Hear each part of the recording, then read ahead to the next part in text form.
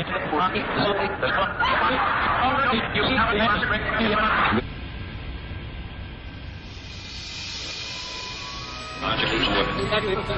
name is William Cooper. Between the years 1970 and 1973, I served on the intelligence briefing team of the Commander-in-Chief of the United States Pacific Fleet, who at that time was Admiral Bernard Clear. I was attached to the Office of Naval Intelligence. I had a top secret, Q, sensitive compartmentalized information, security clearance, and actually had access and the need to know almost everything that the Admiral himself, the members of his staff, and many high-level government officials. It was during this time that during the routine course of my duties, top-secret documents crossed my desk that I was able to read that outlined everything that really and truthfully happened, according to those documents, in Dallas on November the 22nd, 1963, when President John F. Kennedy was assassinated. According to these top-secret documents, the intelligence community and the national security apparatus considered John F. Kennedy to be a threat to the national security. It did not explain what this meant. It's stated in those documents that the assassination pistol used was prepared, manufactured specifically by the Central Intelligence Agency for assassinations. It was electrically operated, gas-powered, and could either fire a poison dart, a small hypodermic needle, or an exploding pellet which could contain any one of several deadly poisons. These documents stated that William Greer, the driver of the President's car, a Secret Service agent and ex-chauffeur of the Lodge family, turned in his seat and fired with this assassination pistol at point-blank range at the President's head, an exploding pellet filled with shellfish toxin, which really killed our President. The documents that I read said that President Kennedy's body was taken out of the casket on the plane and actually arrived at Bethesda Naval Hospital a full 30 minutes before the empty casket that the public television cameras and Mrs. Kennedy accompanied.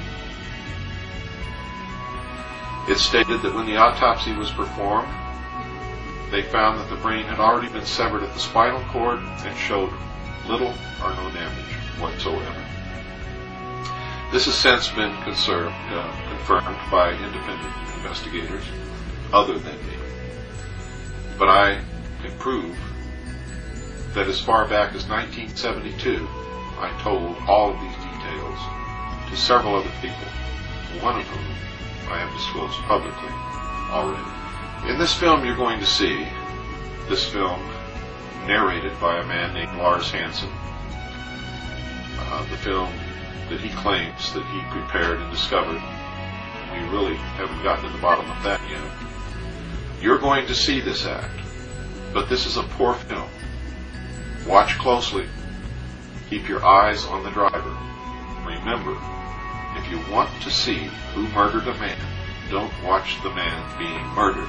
Now remember that in this tape, which was originally made by Lars Hansen, and it was never meant for public dissemination, Hansen had given a copy of this to Lear, thinking that Lear might be able to help finance his research. Cooper appropriated that. Suddenly, Cooper was claiming that he read in his top-secret Navy files back in 1972, 1973, that the limousine driver had actually been the person to fire the fatal headshot into JFK. Now, originally on this tape, and originally Cooper claimed that what the Secret Service agent was shooting was a .45 caliber handgun. Now, I'm quite familiar with firearms, with weapons, not only from my military service, but from my law enforcement service. And I'm here to tell you that if you have never fired a .45 automatic or seen one fired, it has extensive muzzle blast. Believe me, you can't miss it. But it's obvious on this videotape that there is no muzzle blast, which in hindsight makes sense because there's no gun. But when that became obvious to Cooper, suddenly Cooper started claiming that this was a secret CIA air gun firing a pellet loaded with shellfish toxin. Now, when Hansen discovered that Cooper was starting to hawk this at every venue he could for $25 and $30 a pop to buy a copy of this tape, he tried to get Cooper to stop. Cooper absolutely refused. I mean, when you talk about blatant, one thing you can't take away from William Cooper, he was the most blatant BS artist I have ever run into. But there was a radio host out here in Los Angeles at the time by the name of Tom Likas. And right before a major presentation that Cooper gave at Hollywood High School, Lars Hansen went on the Tom Likas show with Bill Cooper and debated him. And just to give you an idea of how Cooper handled these type of things, well, I'll have Lars Hansen and Cooper show you. Sir, I wasn't pushing this to the public. This was to get support and assistance from other researchers and from investors. This thing is discredited on its face. You talk about... Well, fine. That's why I'm not promoting it. That's why I'm not promoting it. That's why I haven't been promoting it. Well, then... I mean, you know, what kind of argument... fraud, because you're putting out a piece of garbage, and now you're backtracking.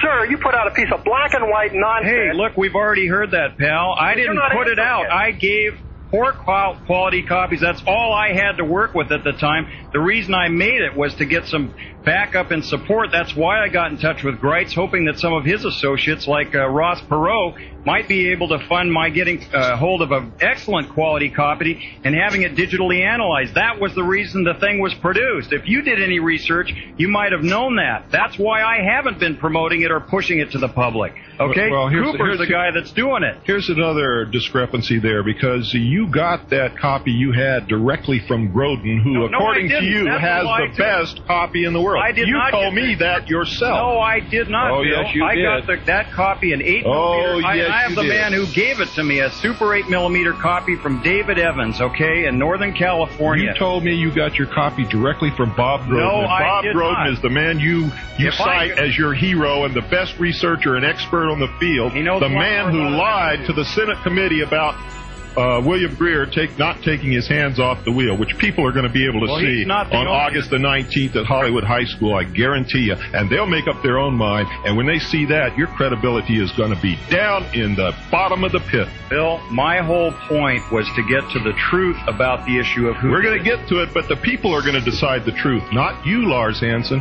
They're going to see for themselves. I'm not trying to stop it, Bill. Long before... Oh, yes, you are. You're doing everything you can to stop it, but you won't. The American people are going to see that film, and they're going to know who killed their president. Long before you ever latched onto this subject, Bill, I made the tape and began the research. A year before you went public and said you saw it in the documents, I had already researched it and contacted people like Colonel Bo Greitz and John Lear. And we're telling people that William Greer shot President Kennedy, and now you're backpedaling and saying somebody proved that he didn't. Show us the proof. No, Where's the proof that Greer didn't shoot the president? Well, it's on. You've said right here that it's been proven. Show us the proof. Where's the proof? How am I going to show you? You're trying to keep the American people from knowing who shot the president. You said it yourself. That's BS. Tom, did he say it or not? He said it was proven that Greer didn't shoot the president. What I am trying to do is get people to understand that tape does not constitute absolute proof. Okay? All right, we'll continue this conversation. Notice the bully boy tactics, the screaming over Hansen. I knew back in those days that this was a discredited piece of video footage. Here's the bottom line story on what people were actually seeing, and it wasn't a gun. You got to remember the time that this video or this film was shot. Dallas, Texas, November 1963. And what did men use on their hair? well, that greasy kid stuff like grill cream. And the bottom line was, when they washed the Keller out of the film, there was a reflection off of the Secret Service driver's head, or the Secret Service passenger's head. And it's literally just a split second that it does in fact look like there's an object pointing at Kennedy. And as it turns out, this was the exact moment that Kennedy was in fact shot in the head. Probably, my own opinion now, probably from the grassy knoll. Okay, I'm hearing more and more people who actually believe that Bill Greer, the driver of the limousine, turned around and shot President Kennedy. That is absolutely false, and I'm going to show you why even the most radical pro-conspiracy people reject that idea. As we go through these frames, I'm going to ask you to pay particular attention to Roy Kellerman, who sat next to Greer. Notice the glare on the top of Kellerman's head, which will diminish as he starts to duck and the angle changes. The reason that happens is that Kellerman's head falls into the shadow of the sun visor on his side of the car.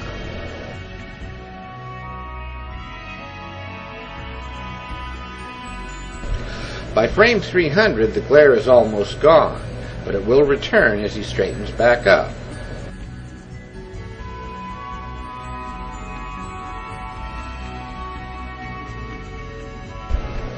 Okay, this is frame 312, 1/18th of a second before the terrible head explosion. It's probably the clearest and sharpest frame in the sequence, and it gives us an excellent look at it. Okay, that is his left shoulder. And that is his left hand. And that is his right hand. And that is the top of Roy Kellerman's head. It is not a gun. Okay, keep in mind, this is frame 312. It's exactly 1/18th of a second before the fatal headshot. The reason we've been focusing on that frame is that 313 is horribly blurred. It makes it difficult to see a lot of detail. But even with all the blurring, we can still see that Greer's hands are on the lower part of the steering wheel.